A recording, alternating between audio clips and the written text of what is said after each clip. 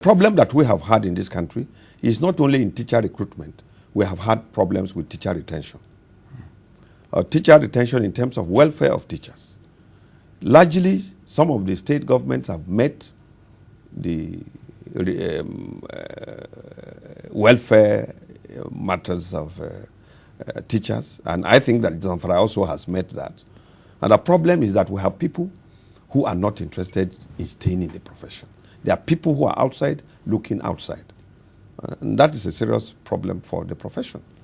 And talking about teacher retention, I want to believe that quite a lot of teachers who were in the system in the 60s, in the 70s, a lot of them are in good health. And I would want what is happening in the universities to be extended to primary and secondary schools. That those who are able and capable should be allowed to stay after the mandatory 35 years service.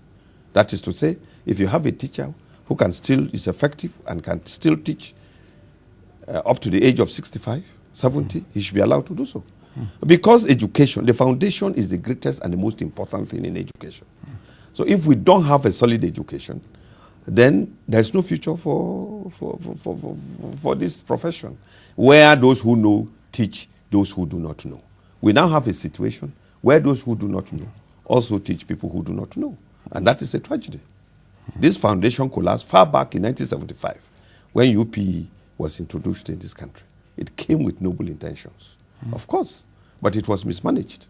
Like all crash programs, this one produced crash results. We had enrollment, students, pupils' enrollment in primary schools exploded. It followed, the secondary school exploded, the universities exploded, the colleges of education exploded, polytechnics exploded. And what did we get out of it? That system produced teachers.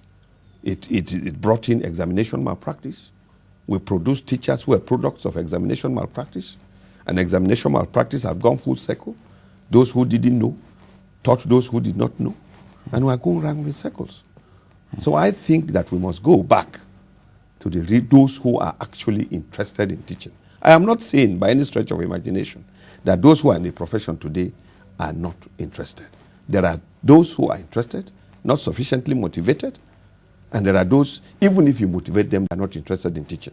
They would want to do something else. But that has to be tackled.